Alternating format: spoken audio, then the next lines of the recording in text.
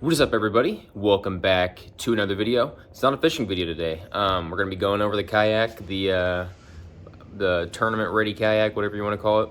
I'm finally finished with it for the most part. I mean, obviously there's still things I'd want to add to it, and obviously you could always get more expensive with it. But I think I've built like the best all around, somewhat affordable kayak fishing build. So it's not cheap by any means, but it's way cheaper than you're gonna get with those guys that build like the $10,000 kayaks that have all the crazy gear, trolling motor, sonar, all that stuff on it. With this build, I think you still get those same amenities at a fraction of the price. It's still a little bit pricey, but if you want something that is tournament ready, able to fish big lakes, get around fast, have sonar, I think this is the best option, at least in my opinion. So we'll go ahead and get into the build and kind of show you everything that I've done to it.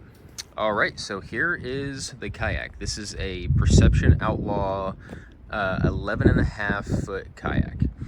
I think I bought it for, I think it was $1,000 even at the time. I don't believe they make this model anymore. But whenever I was searching, I wanted a flat bottom kayak that I could stand up on, and it's still pretty stable to get into the realm of kayak fishing, because I really wanted to stand up. I have another kayak back there. It's just like a sit-in kayak that obviously isn't ideal for fishing. So that's what I wanted when I bought this kayak, and honestly it's done everything I've asked it to. I've added a ton of stuff to it. It's not the fastest, I will say, since it is a really flat bottom. If you are paddling it, it is it's a pretty crazy workout, and you do not go fast, but obviously the trolling motor helps significantly with that. Now I don't have an issue. Up here is the Motor Guide XI5, I believe. I was looking everywhere for an XI3, but unfortunately those are discontinued, and at the time when I was wanting to buy one, there's like literally none on the market, like impossible to find. So I had to buy the XI5 and then trim the pull on it down to make it more like a kayak sized trolling motor. I think I took like 12 inches off of it or something, but it's a 24 volt trolling motor. Super powerful. Originally I had one of those like side mounted trolling motors. Absolutely sucks. I mean, it's better than nothing, but this is just so much better. Had the little remote control, so I can sit up here and control with my hand, and it just makes it super easy. And then I also had to put this whole thing on like a quick release mount. You can just pull the trolling motor straight off the kayak. Makes putting it on and off super easy. This honestly was probably the more difficult part of the whole thing. I had to like custom make my own sort of mounting bracket for the kayak. So what I did, I bought the Motor Guide XI5 whatever quick release bracket, and bought some PVC board from Lowe's. Mounted these two bolts through the hull of the kayak, so they're like it's super mounted hard on there. And to avoid drilling any more holes than I needed to, these two holes just run straight through here with a zip tie holding both of these on, so it doesn't go anywhere. I was initially a little nervous about just using zip ties for it, but I mean, I've been using this for the whole season so far, and it hasn't caused any issues. The only issue I have had with it initially was some leaks where those two bolts were, but I just went ahead and put some more gasket sealer and kind of got that all sorted out. Trolling motor power runs from here into this plug I installed. Plugs right into there. That plug runs through the whole of the kayak to the battery at the back. Yeah, so I guess the next thing is the fish finder. I guess it's cool. It's the Hook Reveal 7 Lowrance. At the time I bought it, I didn't really know a ton about fish finders or sonar or what, all the good and bad things about them, so I didn't really know what I was buying. I kind of just wanted something somewhat affordable that could just show me depth, temperature, and give me a nice like picture of the lake. It does its job. Obviously, there's better things you could buy nowadays, especially with like the newer like touchscreen ones that are super nice. You know, maybe in the future I'll do that and add that to this, but you know, for what I use this for now, all I really need is, you know, the basics. Got the oar mounted on the side. I honestly still use the oar a lot despite having the trolling motor, mainly whenever I'm like initially like launching the kayak, because I can't put this trolling motor down when I'm in like 3 inches of water. So I'll take that off, push off with it, and then use the trolling motor. And then same thing for whenever I'm coming back. So I mean, honestly, I do use it a lot. I guess it's also on there in emergency situations. If I ever lose power, I'm able to get back to my car if I need to, but it's nice to have on there. Moving along to the seat, I have these, I don't even know what this is. It's just like a kayak little storage space.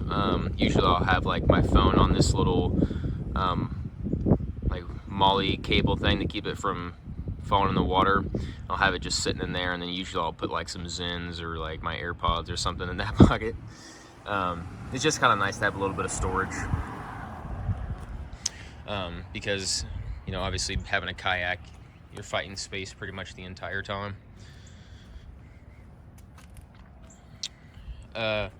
Moving along over here is where I have storage compartments on each side for holding tackle. That one I usually keep a bunch of plastics and, you know, plastic related hooks in. This side is where I keep like my tackle boxes. I only really carry 2 at a time.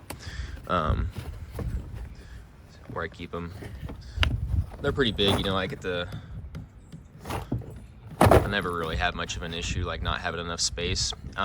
Anytime I do want to bring some extra stuff, I'll just throw it in my backpack. But yeah, so attached to those, got my pliers. I have my catch board.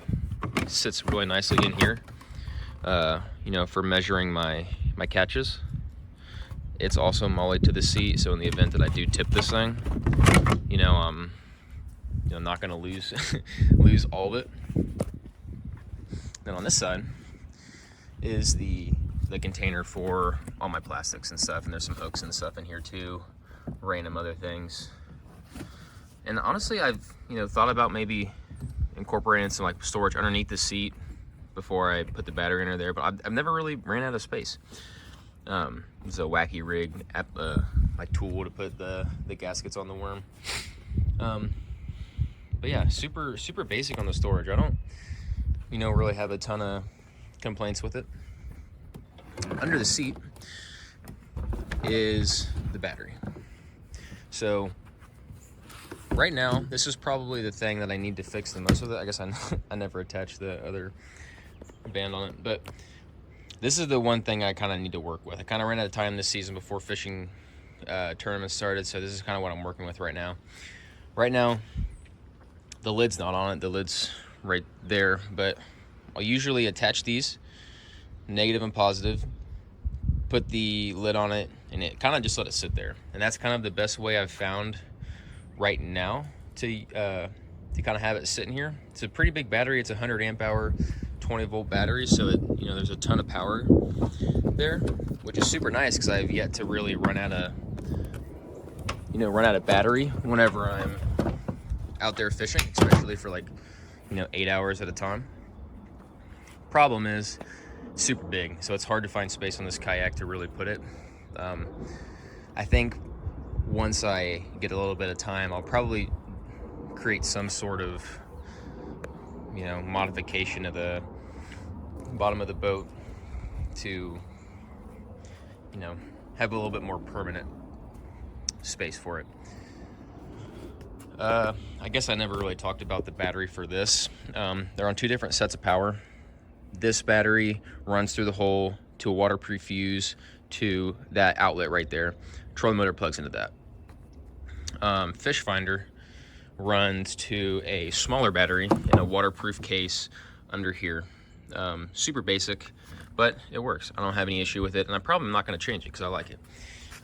Maybe in the future when I, you know, create a little power station up there or something, maybe I'll move them all there, but I'm trying to keep from doing, you know, drilling holes into the kayak that I don't need to be doing. And right now, the only holes that I've ever had to drill into this thing are the hole right there, but it's plugged.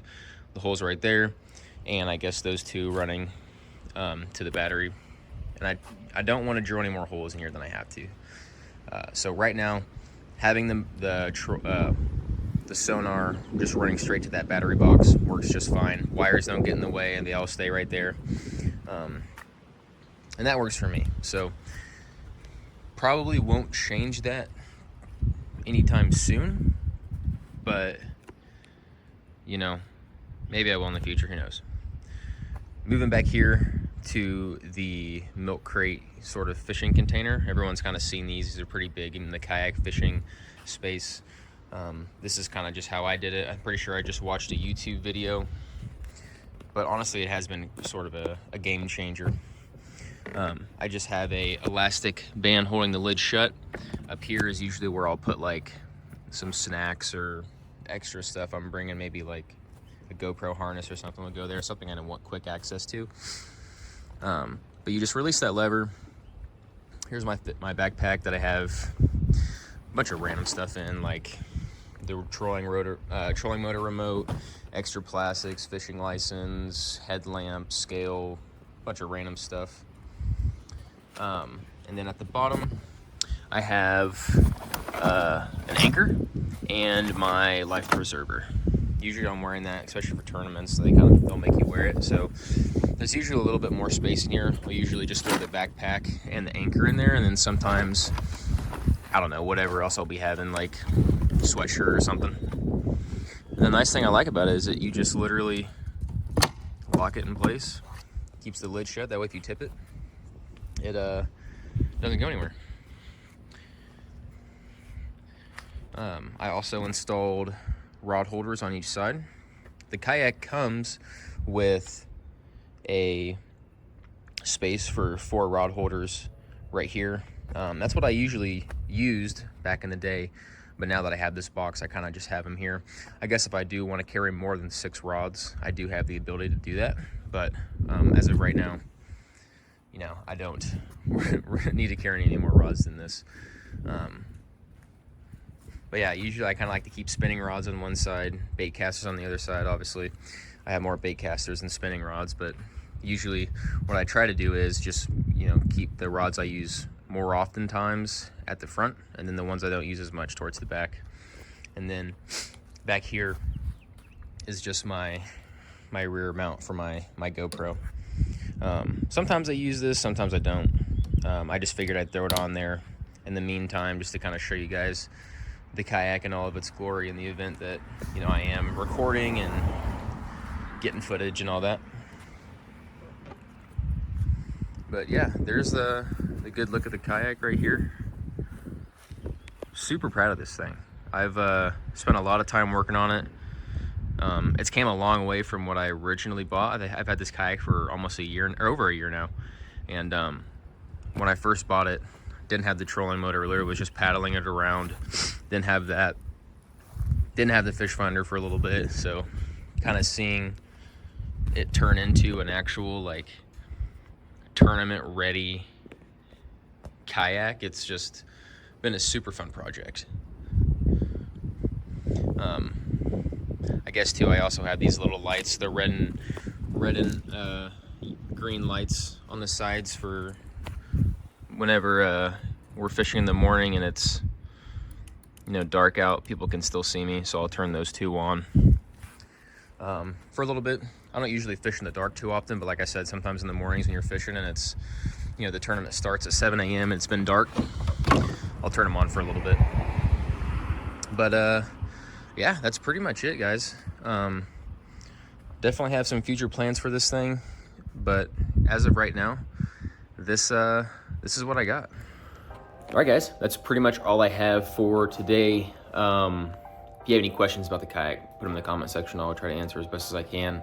As for upcoming videos, we have, what is it, fishing tournament wise, Mazingo Lake, May 18th, I think. I'm not sure on the exact date, but it's gonna be in May. And we gonna be fishing my hometown lake. It's where I was born, Maryville, Missouri. So fished that lake a ton. Haven't fished it in a long time, but I have high hopes for that one. It's a lot smaller than Table Rock, a lot smaller than Poem to Tear, so a little bit more friendly for kayakers. Also, in the meantime, might do some kayak fishing videos around here. Also, maybe might even get into some catfishing. That's another idea I've been kind of wanting to float around. Wait until it's gotten a little bit warmer to do that. But yeah, that's pretty much the plan for the near future. If you guys enjoyed the video, make sure you like and subscribe, and I'll see you guys in the next one. Bye.